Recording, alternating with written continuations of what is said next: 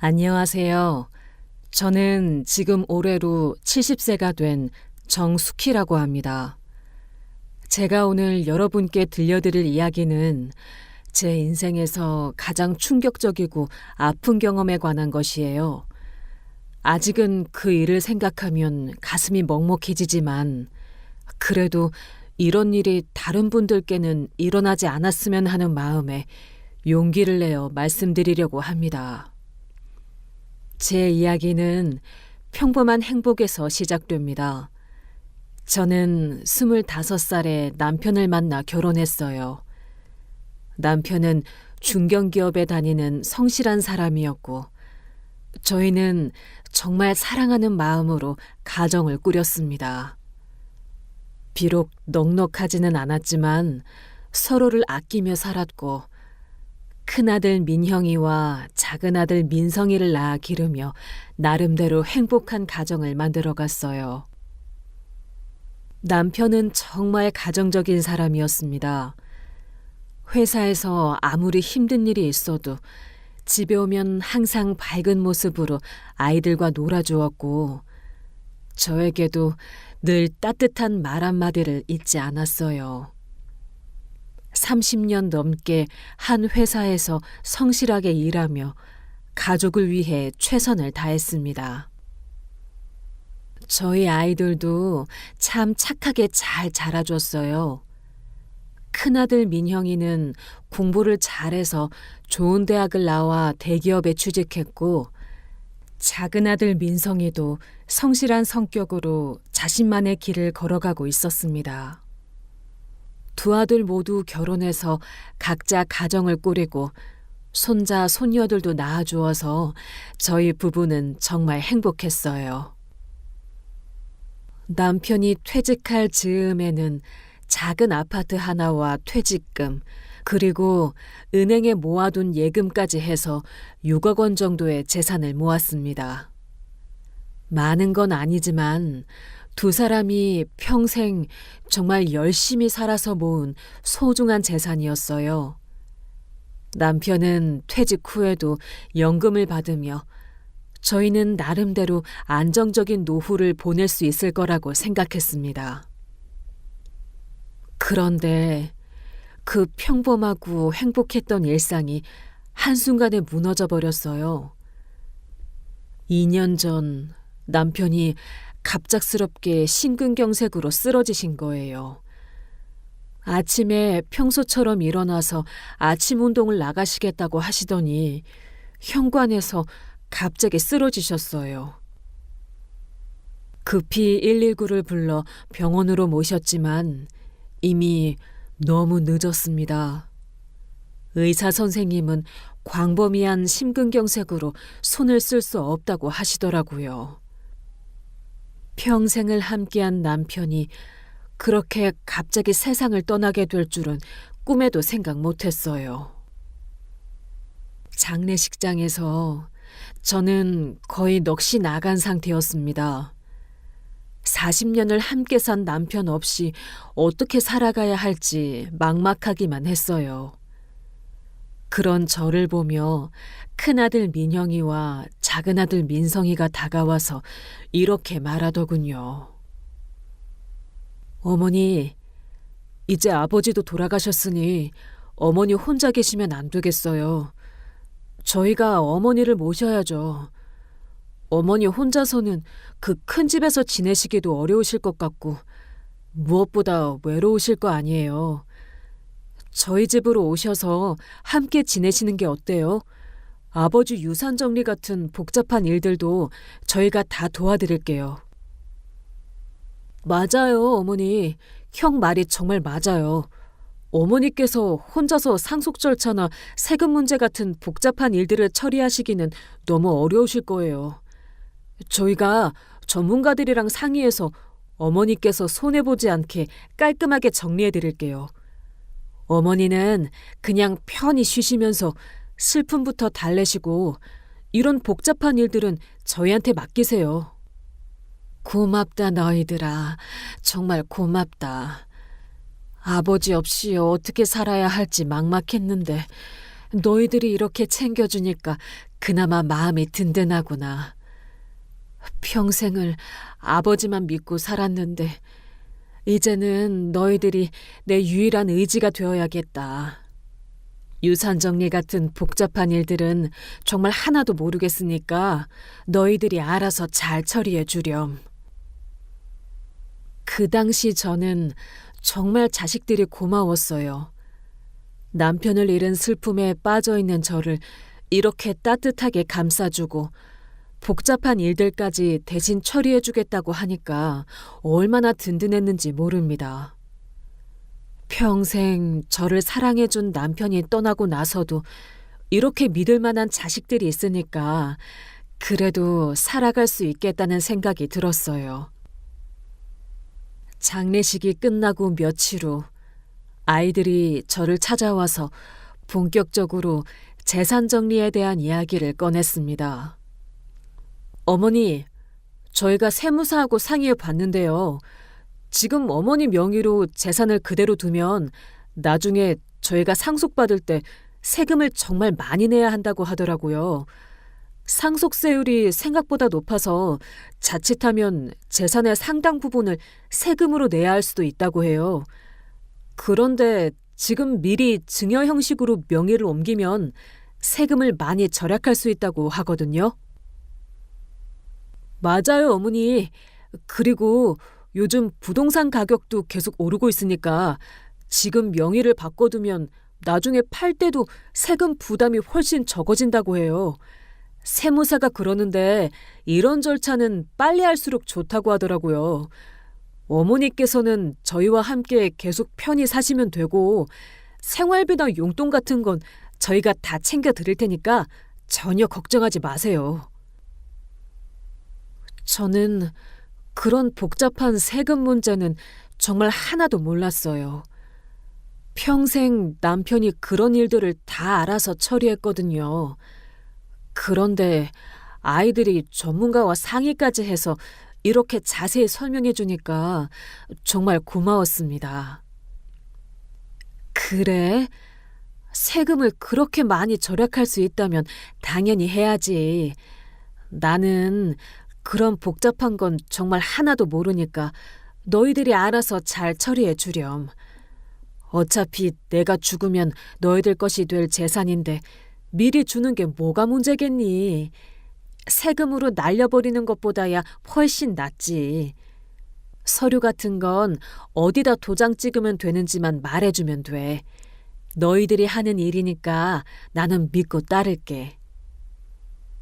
그렇게 해서 재산 명의 이전 절차가 시작되었습니다. 아이들은 정말 세심하게 모든 걸 준비해 왔어요. 세무사 사무실에 가서 복잡한 서류들을 작성하고 공증사무소에서 공증까지 받았습니다. 저는 아이들이 설명해 주는 대로 서류에 도장을 찍고 서명했어요. 그때까지만 해도 저는 정말 아무 의심 없이 모든 걸 믿었어요. 내 자식들이 나를 속일 거라고는 꿈에도 생각하지 못했으니까요. 명의 이전이 완료된 후 한 달 정도는 평온했습니다. 저는 큰아들 집에서 지내면서 손주들도 돌보고 아이들도 저에게 잘해줬어요. 그런데 그 후부터 조금씩 이상한 변화가 느껴지기 시작했습니다. 처음에는 사소한 것부터였어요. 예전에는 제가 뭔가 의견을 말하면 어머니 말씀이 맞아요 라고 하던 아이들이 어머니는 잘 모르시니까 저희가 알아서 할게요 라고 말하기 시작했거든요. 그리고 집안일에 대해서도 점점 저를 배제시키는 느낌이었어요. 그러던 어느 날 민형이가 저에게 충격적인 말을 했습니다. 어머니, 죄송한 말씀인데 저희 집 사정이 좀 어려워졌어요. 아이들 교육비도 생각보다 많이 들고 집 대출금도 갚아야 하고 제 사업도 잘 안 되고 있어서 한동안은 어머니를 모시기가 힘들 것 같아요.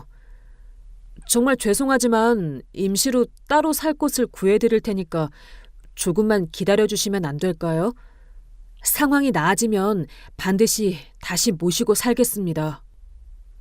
어머니, 형 말이 맞아요. 저희도 정말 어쩔 수 없는 상황이라서 그래요. 사실 말씀드릴 게 있는데 어머니 명의였던 아파트를 급하게 팔았어요. 저희가 당장 필요한 자금이 있어서 어쩔 수 없이 처분한 거예요. 그 돈은 저희가 먼저 써야 할 급한 일이 있어서 일단 사용하게 됐고요. 나중에 여유가 생기면 어머니께도 용돈 드리고 더 좋은 곳으로 모시고 살겠습니다. 저는 그 말을 듣고 머리가 하얘졌어요. 뭔가 크게 잘못됐다는 걸 그제서야 깨달았거든요. 뭐? 뭐라고? 내 아파트를 팔았다고? 그럼 나는 어디서 살라는 거니? 너희들이 나를 모시고 살겠다고 해서 명의를 넘겨준 건데 이게 무슨 소리야? 내 평생 너희들 키우느라 온갖 고생을 다 했는데 이런 식으로 나를 내쫓으려고 하는 거냐? 도대체 내가 너희들한테 뭘 잘못했길래 이렇게 하는 거야? 그렇게 제 인생의 가장 어두운 시기가 시작되었습니다. 하지만 지금 돌이켜보면 그 어둠 속에서 진정한 빛을 발견할 수 있었던 것 같아요. 때로는 가장 큰 배신이 가장 큰 진실을 드러내는 계기가 되기도 하니까요. 어머니, 내쫓는다는 게 무슨 말씀이세요? 임시로 다른 곳에서 지내시는 거라고 했잖아요. 저희도 정말 어쩔 수 없는 상황이라서 그런 거예요. 지금 당장 큰 돈이 필요한데 이 집 말고는 방법이 없거든요. 어머니께서 이해해 주셔야죠. 맞아요, 어머니. 저희가 원해서 이러는 게 아니에요. 상황이 이렇게 된 거라고요. 그리고 어머니도 이제 새로운 환경에서 지내시는 게 어떨까요? 계속 옛날 집에만 있으시는 것보다는 어머니만의 새로운 생활을 시작하는 것도 좋을 것 같은데요. 저희가 괜찮은 곳 알아봐 드릴게요. 저는 그 순간 정말 배신감에 온몸이 떨렸어요. 이 아이들이 처음부터 이런 계획을 세우고 나를 속인 거구나 하는 생각이 들었거든요. 새로운 생활이라고? 너희들이 내 모든 재산을 가져가 놓고 이제 새로운 생활을 하라고? 내가 뭘로 살라는 거야? 너희들 아버지가 평생 모은 그 돈이 하늘에서 떨어진 거야? 어떻게 자식이 부모한테 이럴 수가 있니? 너희들이 어렸을 때 내가 얼마나 고생해서 키웠는데 이게 내가 받을 보답이냐? 하지만 아이들은 더 이상 예전 같지 않았어요. 마치 남처럼 차갑게 저를 대하더군요. 결국 저는 2주 안에 집을 나가야 한다는 통보를 받았습니다. 내 집에서 말이에요. 그 후 일주일 동안 저는 정말 악몽 같은 시간을 보냈습니다. 갈 곳도 없고 돈도 별로 없고 그나마 남편의 연금이 월 85만 원 나오는 게 전부였어요. 급하게 부동산을 다니며 월세방을 알아봤는데 서울 변두리에 보증금 500만 원에 월세 50만 원짜리 원룸을 겨우 구할 수 있었습니다. 사실 그 보증금 500만 원도 예전에 남편과 함께 비상금으로 모아뒀던 돈이었어요. 자식들이 알면 그것도 달라고 할까봐 아무 말 하지 않고 숨겨뒀던 거죠. 그 돈이 있어서 그나마 월세방이라도 구할 수 있었습니다. 새로운 원룸으로 이사하는 날, 저는 정말 마음이 무너지는 것 같았어요. 오랫동안 살았던 집을 떠나면서 그동안의 추억들이 주마등처럼 스쳐 지나갔습니다. 아이들을 키우던 시절, 남편과 함께 웃고 울었던 시간들, 손자들이 놀러와서 떠들썩했던 명절들, 모든 게 이제 끝나버린 거죠. 원룸 생활은 생각보다 훨씬 힘들었습니다. 5평도 안 되는 작은 공간에서 모든 걸 해결해야 했어요. 요리하고 잠자고 씻고 빨래하는 걸 다 그 좁은 공간에서 해야 했죠. 70이 다 된 나이에 이런 생활을 시작해야 한다는 게 정말 서러웠습니다. 게다가 경제적으로도 빠듯했어요. 월세 50만 원에 관리비 5만 원. 그러면 연금 85만 원에서 55만 원이 나가니까 30만 원으로 생활해야 했어요. 식비, 교통비, 의료비까지 30만 원으로 해결하기가 얼마나 어려웠는지 모릅니다. 그런데 설상가상으로 제가 스트레스 때문인지 건강이 나빠지기 시작했어요. 남편을 잃은 충격과 자식들의 배신, 그리고 갑작스럽게 바뀐 생활 환경 때문에 혈압이 높아지고 당뇨 수치도 올라갔습니다. 병원비와 약값이 한 달에 15만 원 정도 나왔어요. 그러면 생활비로 쓸 수 있는 돈이 15만 원밖에 남지 않았습니다. 정말 하루하루가 빠듯했어요. 병원에 가려면 교통비가 있어야 하니까 그걸 남겨두려고 밥도 제대로 못 먹고 가끔은 라면으로 끼니를 때우는 경우도 많았습니다. 그렇게 몇 달을 버티다가 결국 월세를 밀리게 됐어요. 집주인이 계속 재촉하는데 돈이 없으니까 어떻게 할 수가 없었죠. 결국 더 싼 곳을 찾아야 했습니다. 그래서 찾아간 곳이 고시원이었어요. 보증금 2만 원에 월세 35만 원이었는데 원룸보다는 훨씬 좁지만 그래도 어쩔 수 없었습니다. 원룸 보증금 중에서 300만 원을 빼서 고시원으로 옮겼죠. 고시원 생활은 정말 힘들었습니다. 2평도 안 되는 공간에 침대와 책상이 전부였고 화장실과 샤워실은 공동으로 사용해야 했어요. 밤에는 옆방 소음 때문에 잠을 제대로 잘 수도 없었고 요리도 할 수 없어서 매일 컵라면이나 편의점 도시락으로 끼니를 때웠습니다. 고시원에 살면서 몇 번 아이들에게 연락을 해봤어요. 그래도 내 자식들인데 내가 이렇게 어렵게 사는 걸 알면 조금이라도 도와줄 거라고 생각했거든요. 민형에게 전화를 걸었을 때였어요. 민영아, 엄마야. 요즘 어떻게 지내니?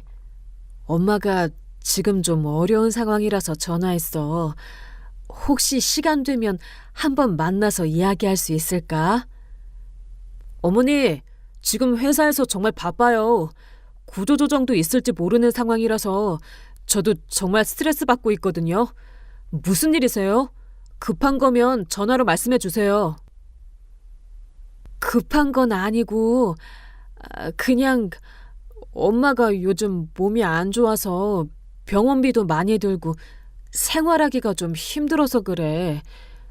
조금만, 정말 조금만 도움을 받을 수 있을까 해서 연락했어. 어머니, 죄송한데 지금 저희도 정말 어려워요. 아이들 학원비도 밀려있고 집 대출금도 갚아야 하는 상황이라서요. 어머니께 도움을 드리고 싶지만 정말 여유가 없어요. 조금만 더 참아주시면 제 상황이 나아질 거예요. 그때 도와드릴게요. 그래도 너는 내 큰아들이잖니. 엄마가 이렇게 어려울 때 조금이라도 도와줘야 하는 거 아니야? 많은 돈 달라는 것도 아니고 정말 조금만. 어머니, 저도 정말 어려워요. 지금 당장 도와드릴 수 있는 형편이 안 돼요. 나중에 꼭 도와드릴 테니까 조금만 기다려 주세요. 죄송합니다. 그렇게 말하고는 전화를 끊어버렸어요.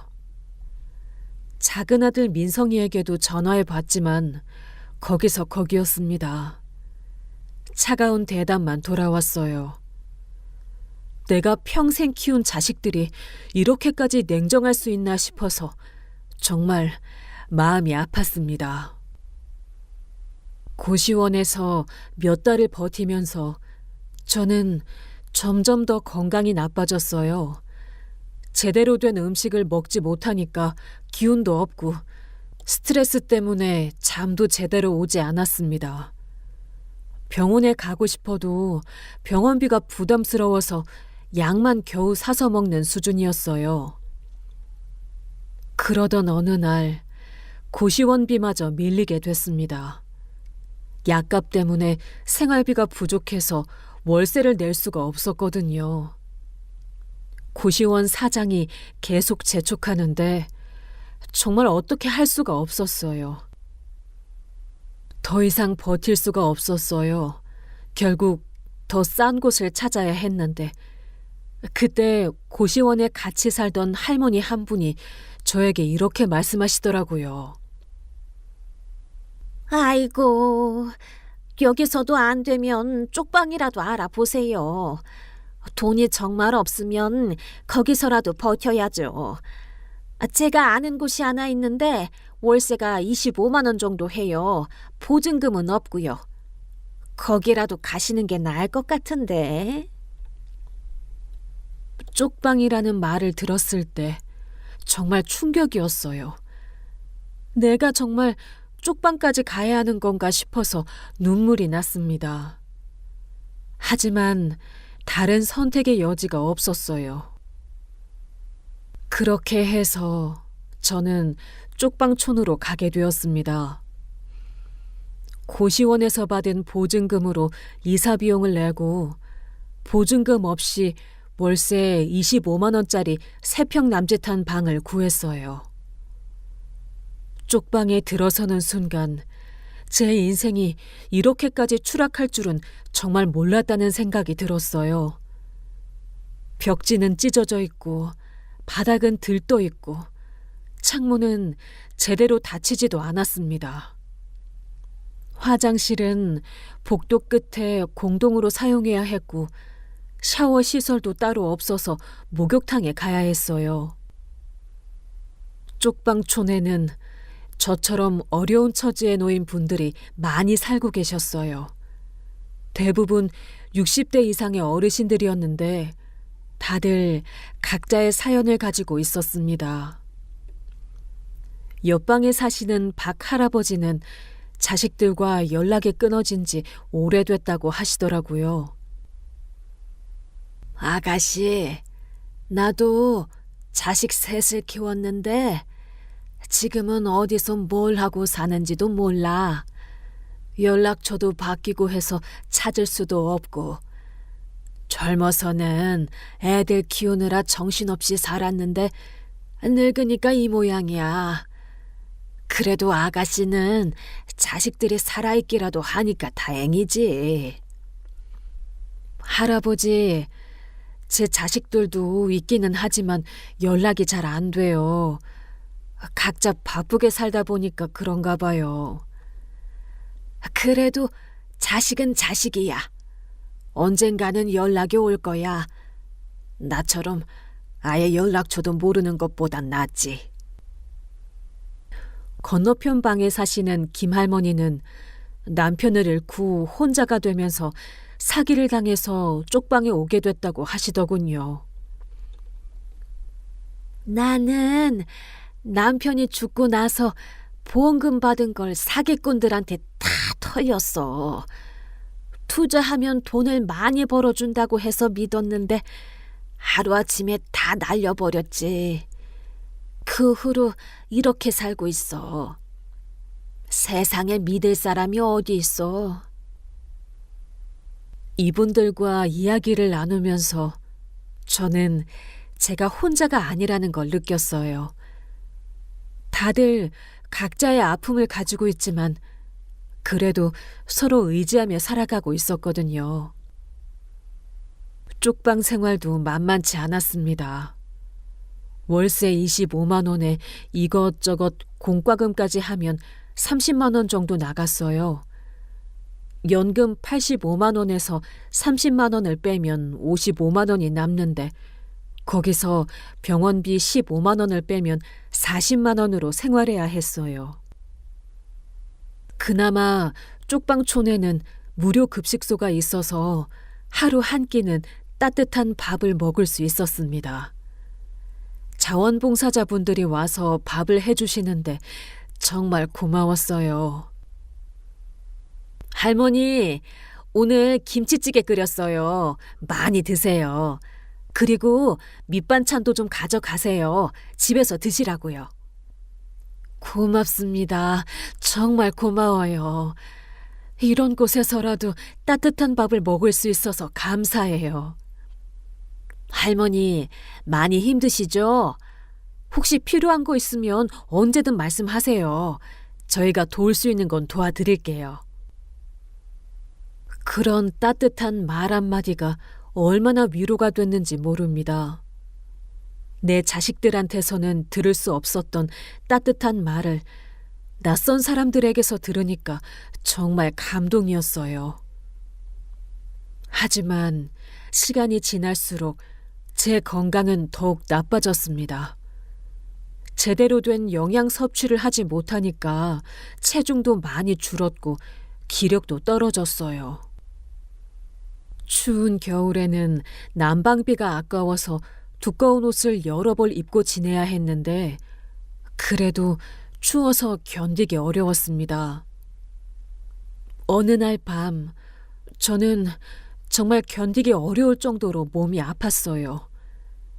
열도 나고 어지럽고 해서 119를 부를까 생각도 했지만 병원비가 걱정돼서 그냥 참았습니다.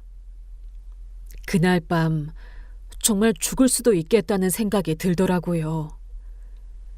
그때 낡은 지갑 속에서 구겨진 명함 하나가 눈에 들어왔어요. 남편 장례식 때 받았던 명함이었습니다. 정기석이라는 이름과 함께 어려운 일 있으면 언제든 꼭 연락하세요라고 적힌 메모가 보였어요. 처음에는 연락하기가 너무 부끄러웠어요. 2년 전 장례식에서 한 번 본 분한테 내가 이렇게 처량한 신세가 됐다는 걸 알리기가 싫었거든요. 하지만 정말 더 이상 버틸 수 없을 것 같아서 떨리는 손으로 전화를 걸었습니다. 몇 번의 신호음이 지나고 정기석 씨가 전화를 받으셨어요. 여보세요? 안녕하세요. 정기석 씨이시죠? 저 정숙희입니다. 저희 남편이 김성만인데 남편 장례식 때 명함 주셨던 거 기억하세요? 정말 죄송한데 어려운 일이 생겨서 연락드렸어요. 혹시 시간 되시면 한번 만나뵐 수 있을까요? 제 목소리가 많이 떨렸나 봐요. 정기석 씨는 바로 뭔가 심상치 않다는 걸 느끼신 것 같았어요. 아, 형수님, 물론 기억하죠. 그런데 목소리가 많이 안 좋으신 것 같은데 무슨 일이세요? 어디 많이 아프신 건 아니죠? 지금 어디 계세요? 사실은 말하기가 너무 부끄럽네요. 지금 제가 쪽방촌에 살고 있어요. 애들이 저를 정말 죄송한데 도움을 청할 곳이 여기밖에 없어서 그래요. 뭐라고요? 쪽방촌이라니 도대체 무슨 일이 있었던 거예요? 제가 지금 당장 찾아가겠습니다. 주소 알려주세요. 1시간쯤 지나서 정기석 씨가 쪽방촌으로 찾아오셨어요. 쪽방 문을 열고 정기석 씨를 맞이했을 때 그분의 표정을 저는 평생 잊을 수 없을 것 같아요. 정말 충격을 받으신 얼굴이었거든요. 형수님, 이게 도대체 무슨 일이에요? 2년 전만 해도 형수님이 이렇게... 민영이랑 민성이가 어떻게 어머니를 이런 곳에... 형님이 살아계시면 얼마나 가슴 아파하실까요? 정기석 씨는 제가 사는 쪽방을 둘러보시면서 계속 한숨을 쉬시더라고요. 3평 남짓한 좁은 공간에 낡은 이불과 몇 개 안 되는 살림살이들을 보시면서 정말 안타까워 하셨어요. 형수님, 제가 왜 진작 연락드리지 않았을까 정말 후회되네요. 형님한테 그렇게 신세를 많이 졌는데 형수님 어려울 때 모른 척 할 수는 없죠. 그런데 도대체 어떻게 이런 일이 생긴 거예요? 차근차근 말씀해 주세요. 저는 정기석 씨에게 그동안 있었던 일들을 차근차근 말씀드렸어요. 남편이 돌아가신 후 아이들이 세금 절약을 명목으로 재산을 넘겨받게 했던 일, 그 후에 집에서 쫓겨난 일, 원룸에서 고시원을 거쳐 쪽방까지 오게 된 과정을 자세히 설명했습니다. 정기석 씨는 제 이야기를 들으시면서 얼굴이 점점 굳어지더라고요. 이건 완전히 사기 아니에요? 어떻게 자식이 어머니한테 이럴 수가 있어요? 형님이 평생 모은 재산을 이런 식으로... 정말 화가 나네요. 몇 번 연락해 봤는데 자기들도 어렵다고만 하더라고요. 회사 사정이 안 좋다느니 사업이 어렵다느니 하면서 나중에 도와주겠다고만 해요. 그런데 벌써 1년이 다 되어 가는데 연락 한 번 제대로 없어요. 정말 어이가 없네요. 그런데 형수님, 혹시 그때 재산 이전할 때 받으신 서류 같은 거 가지고 계세요? 서류요? 그때 아이들이 다 가져갔어요. 저는 서명만 했을 뿐이고 어떤 내용인지도 자세히 몰랐거든요. 정기석 씨는 한참 동안 생각에 잠기시더니 갑자기 뭔가 떠오른다는 듯한 표정을 지으셨어요. 형수님, 사실 제가 형수님께 말씀드릴 게 있어요. 형님께서 돌아가시기 몇 달 전에 저한테 이상한 부탁을 하나 하셨거든요.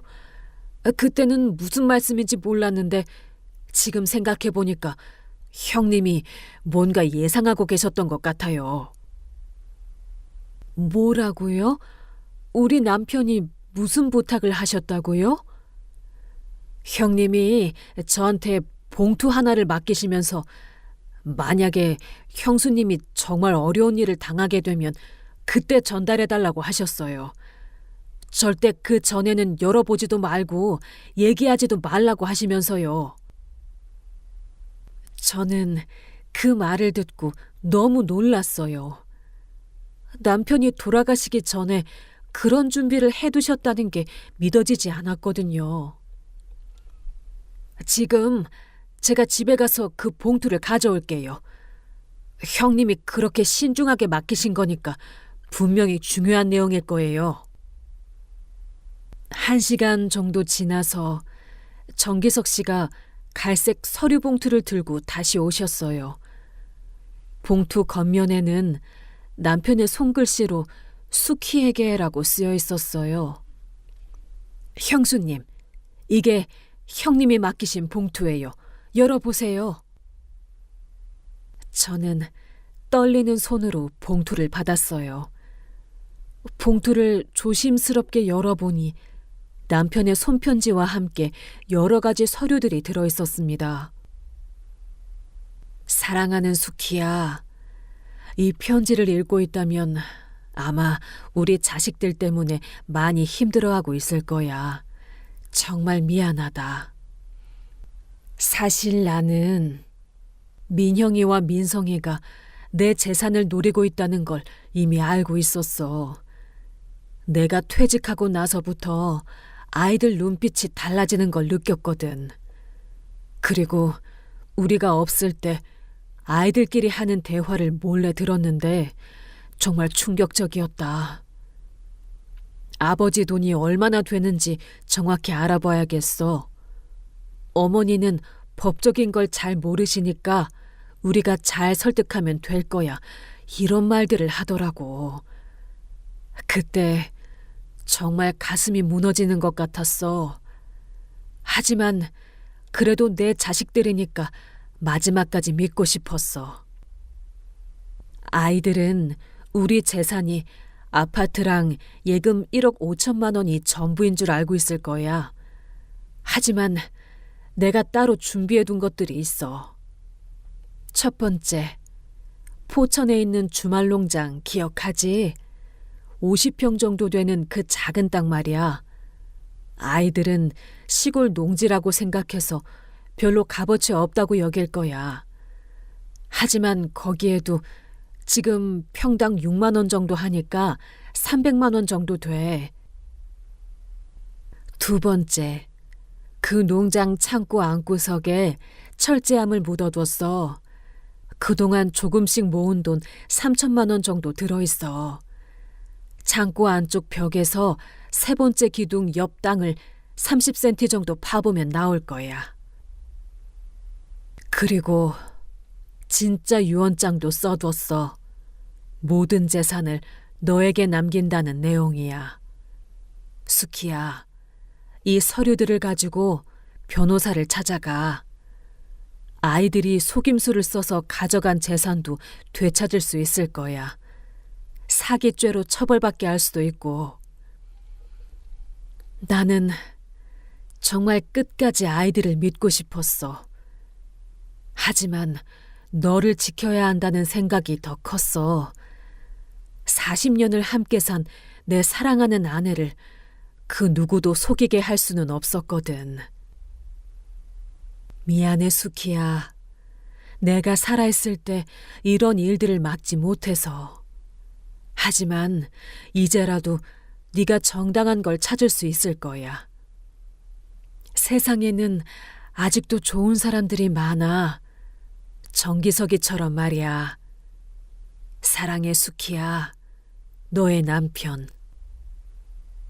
편지를 다 읽고 나니 눈물이 멈추지 않았어요. 그리고 봉투 안의 서류들을 확인해 보니 정말로 포천 농장 등기부 등본과 남편이 직접 쓰신 유언장이 들어있었어요. 형수님, 이렇게까지 준비해 두셨다니.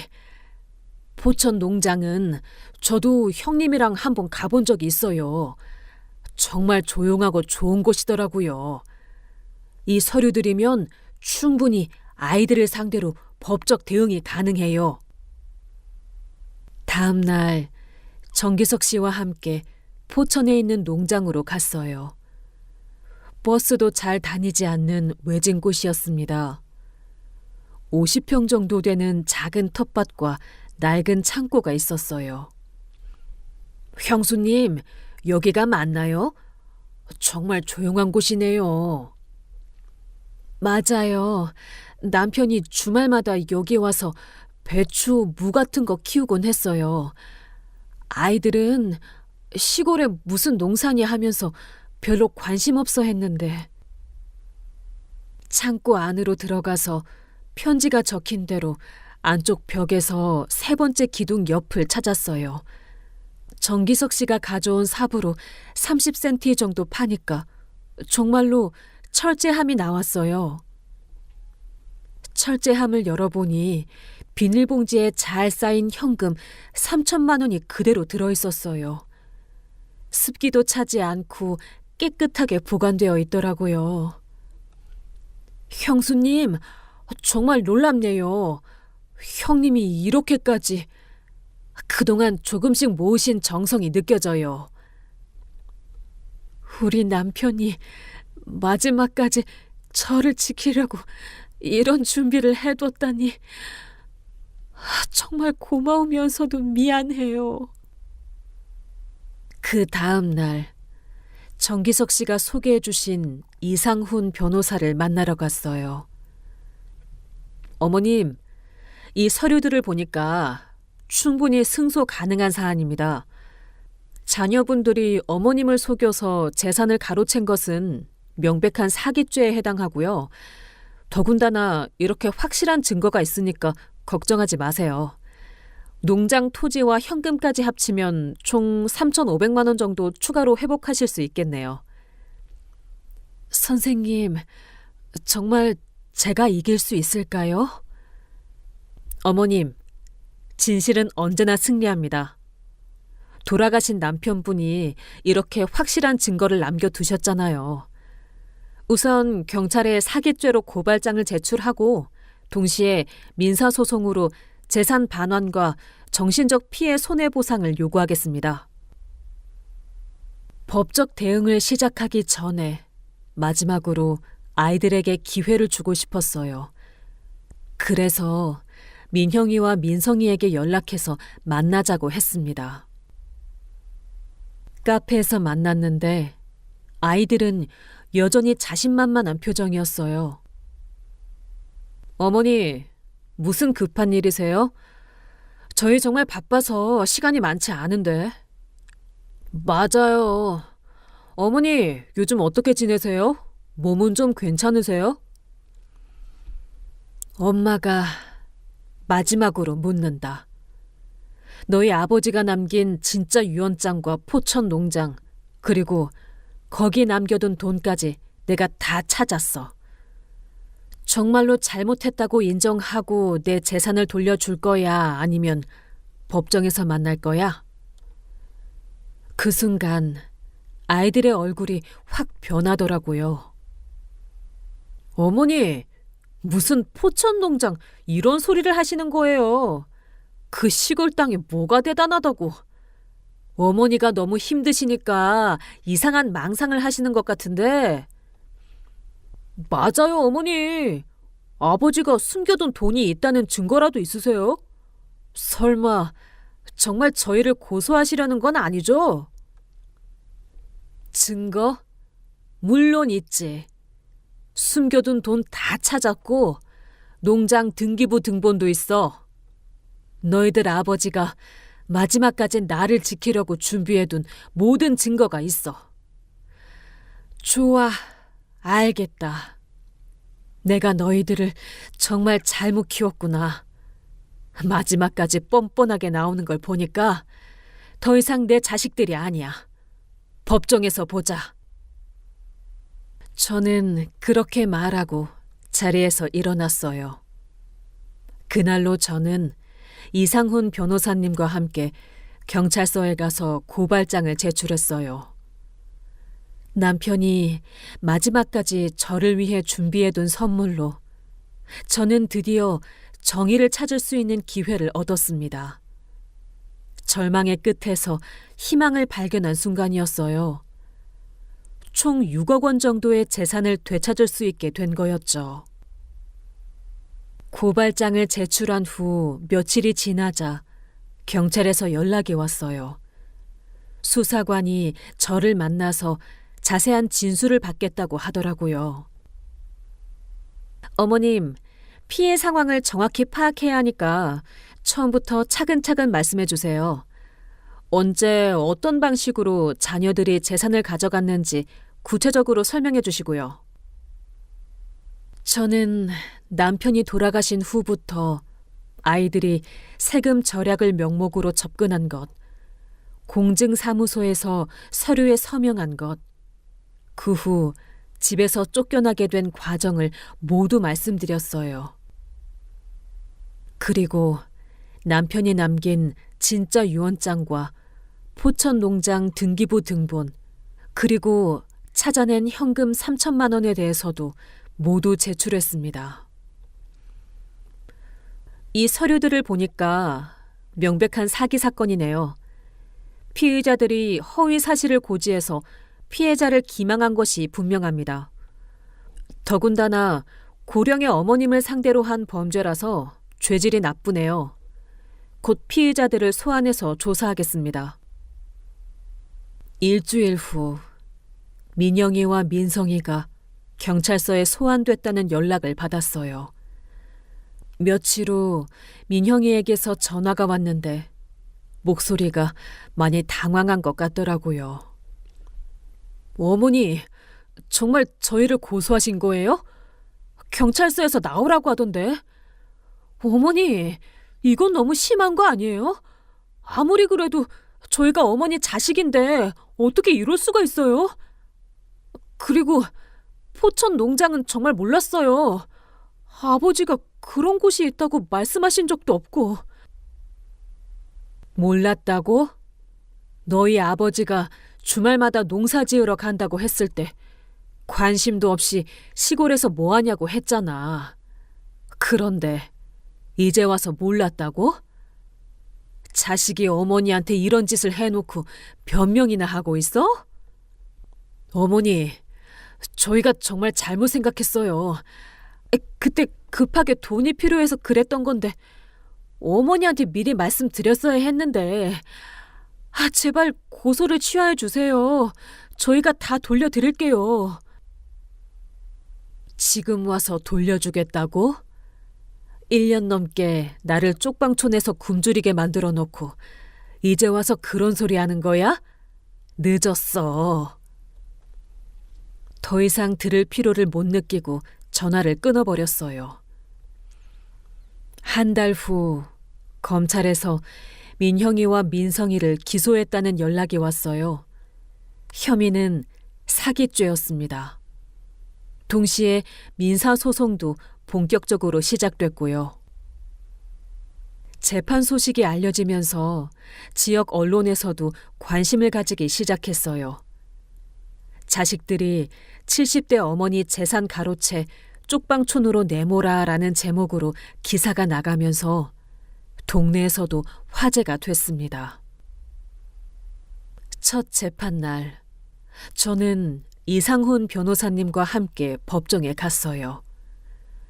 피고석에 앉은 민형이와 민성이를 보는데 정말 복잡한 심정이었습니다. 검사가 공소장을 낭독했어요. 피고인들은 피해자인 어머님을 속여서 세금 절약이라는 명목으로 전 재산 5억 5천만 원 상당을 자신들 명의로 이전시킨 후 실제로는 그 재산을 처분하여 이익을 취했습니다. 이는 명백한 사기죄에 해당합니다. 민형이의 변호사가 반박했어요. 검사님, 피고인들은 단순히 상속세 절약을 위한 정당한 세무 절차를 진행한 것입니다. 어머님의 동의하에 이루어진 일이고 포천 농장의 경우 피고인들도 그 존재를 몰랐습니다. 그때 판사가 날카로운 질문을 했어요. 변호인의 주장이 사실이라면 왜 피고인들은 피해자를 주거지에서 내쫓고 연락을 차단했습니까? 진정으로 어머님을 위한 일이었다면 그런 일이 있을 수 없습니다. 게다가 사망한 남편이 남긴 유언장을 보면 피고인들의 주장과 다른 내용이 명시되어 있습니다. 재판이 진행되면서 저는 법정에서 증언대에 섰어요. 재판장님, 저는 평생 제 자식들을 믿고 살았습니다. 남편이 돌아가신 후 막막할 때 아이들이 도와주겠다고 해서 정말 고마워했어요. 그런데 그것이 저를 속이기 위한 계획이었다는 걸 알았을 때의 배신감을 어떻게 설명해야 할지 모르겠습니다. 저는 40년 동안 이 아이들을 키우느라 온갖 고생을 다했습니다. 그런데 제가 나이가 들고 혼자가 되니까 저를 이용해서 재산을 가져가고 쪽방촌으로 내몰았어요. 3평짜리 쪽방에서 하루 한 끼도 제대로 못 먹으면서 살았던 그 시간들을 생각하면 지금도 가슴이 아픕니다. 그 다음에는 정기석 씨가 증인으로 나와서 남편이 봉투를 맡겼던 경위와 제 상황을 발견했을 때의 충격, 그리고 포천 농장에서 현금을 찾는 과정에 대해 증언해 주셨어요. 재판장님, 형님이 돌아가시기 전에 혹시 형수님이 어려운 일을 당하면 이 봉투를 전해달라고 하셨을 때는 무슨 말씀인지 몰랐습니다. 하지만 형수님이 쪽방촌에서 그런 어려운 생활을 하고 계신 걸 보고 나서야 형님의 깊은 뜻을 알 수 있었어요. 그리고 포천 농장에서 직접 현금이 묻힌 걸 확인했을 때는 형님이 얼마나 치밀하게 준비하셨는지 놀랐습니다. 재판이 여러 차례 진행된 끝에 마지막 재판날이 왔어요. 민형이와 민성이가 최후 진술을 했어요. 재판장님, 저희가 정말 잘못했습니다.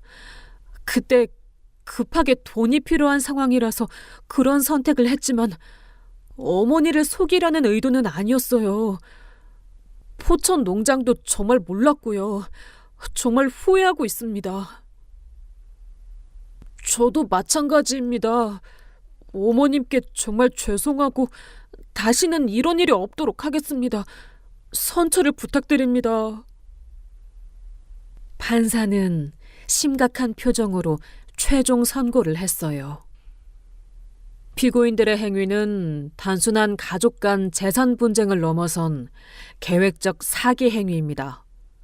그러나 가족 관계를 고려하고 초범이며 피해가 회복될 예정인 점, 그리고 피고인들이 포천 농장의 존재를 실제로 몰랐던 점을 감안하여 김민형에게는 징역 1년 6개월에 집행유예 2년, 김민성에게는 징역 1년에 집행유예 2년을 선고합니다.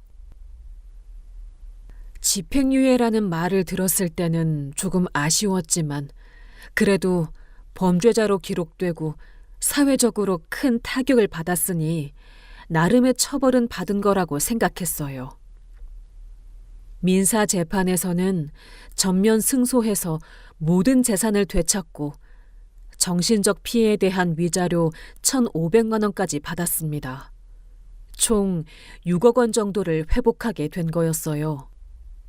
판결이 나온 후 이 사건이 여러 언론에 보도되면서 사회적 반향을 일으켰어요. 특히 고령화 사회에서 자녀들이 부모의 재산을 노리는 사례가 늘고 있다는 경각심을 주는 사건으로 다뤄졌습니다. 그리고 저는 되찾은 재산으로 노원구에 있는 깔끔한 아파트를 전세로 구했어요. 6억 원이라는 돈이 있으니까 여유 있게 살 수는 있었지만 너무 큰 집보다는 관리하기 편한 적당한 크기로 선택했습니다. 1년 넘게 쪽방에서 살던 저로서는 정말 꿈 같은 일이었어요. 새 집으로 이사하는 날, 정기석 씨가 와주셨어요. 형수님, 정말 다행입니다. 형님이 하늘에서 보고 계실 거예요. 형님의 마지막 선물로 형수님이 다시 행복해지는 모습을 말이에요. 포천 농장에서 그 돈을 찾았을 때 정말 소름이 돋았어요. 정말 고마워요. 정기석 씨가 남편의 마지막 뜻을 전해주지 않았다면 저는 영영 억울함을 풀지 못했을 거예요. 30년간 조금씩 모아서 제가 어려울 때를 대비해뒀다니. 하지만 제가 가장 감사한 건 역시 남편이었어요. 남편의 묘소에 가서 감사 인사를 드렸습니다. 여보, 고마워요. 당신이 마지막까지 저를 지켜주셨네요. 포천 농장에 그렇게 준비해 두시다니. 정말 당신 같은 남편을 만난 게 제 인생 최고의 행운이었어요. 이제 6억 원이라는 큰 돈이 생겼으니까 남은 인생 편히 살 수 있을 것 같아요. 새 집에서 생활하면서 저는 쪽방촌에서 만났던 어려운 이웃들을 잊을 수 없었어요. 그분들도 저처럼 각자의 사연이 있으시고 어려운 상황에서도 서로 도우며 살아가고 계셨거든요. 그래서 저는 되찾은 재산의 일부로 쪽방촌 분들을 위한 봉사활동을 시작했어요. 매주 무료급식소에 가서 자원봉사를 하고 어려운 분들에게는 생활비도 조금씩 도와드렸습니다. 아이고, 정말 대단해요. 자식들한테 그런 일을 당하고도 이렇게 당당하게 일어서시다니. 우리 같은 사람들까지 챙겨주시고 정말 고마워요. 수키 씨 덕분에 우리도 따뜻한 밥 먹고 살고 있어요. 맞아요. 수키 씨 보면서 용기를 얻었어요. 세상에 나쁜 사람들만 있는 게 아니구나 싶어서요. 수키 씨 같은 분이 있으니까 세상이 아직 살만해요. 제가 쪽방에서 살 때 여러분이 저한테 얼마나 힘이 됐는지 몰라요. 혈연으로 맺어진 자식들보다 마음으로 맺어진 여러분들이 더 소중했어요. 이제 제가 여유가 생겼으니까 앞으로도 서로 도우며 살아가요. 시간이 흘러 민형이와 민성이의 집행유예 기간이 지난 후에도 몇 번 연락이 왔어요. 하지만 저는 모든 연락을 거절했습니다. 어느 날 며느리 중 한 명이 찾아와서 아이들이 많이 뉘우치고 있다며 한 번만 만나달라고 부탁했지만 저는 단호하게 거절했어요. 그 후로 3년이 지났어요. 저는 쪽방촌에서 만난 이웃들과 함께 작은 공동체를 만들어서 행복하게 살고 있습니다. 서로의 생일도 챙겨주고 아플 때는 병원도 함께 가고 정말 가족 같은 분들이에요. 정기석 씨도 자주 찾아와서 안부를 묻고 때로는 남편 이야기도 해주세요. 이상훈 변호사님과도 좋은 인연을 이어가고 있고요. 여러분께 제 이야기를 들려드린 이유는 이거예요. 세상에는 믿는 도끼에 발등 찍히는 일이 많지만 그래도 포기하지 말라는 거예요. 아무리 절망적인 상황에서도 희망은 있다는 것. 그리고 진정한 가족은 혈연이 아니라 마음으로 만들어진다는 걸 말씀드리고 싶었어요. 그리고 가족이라는 이름으로 어르신들을 속이는 사람들이 있다면 분명히 그에 상응하는 대가를 치르게 된다는 것도 알려드리고 싶었고요. 제 남편이 마지막까지 저를 지켜준 것처럼 세상에는 여전히 따뜻한 사람들이 많이 있어요. 그런 분들과 함께라면 어떤 어려움도 이겨낼 수 있을 거예요. 끝까지 제 이야기를 들어주셔서 정말 감사합니다. 여러분 모두 진짜 가족들과 함께 행복하게 사시길 바라요.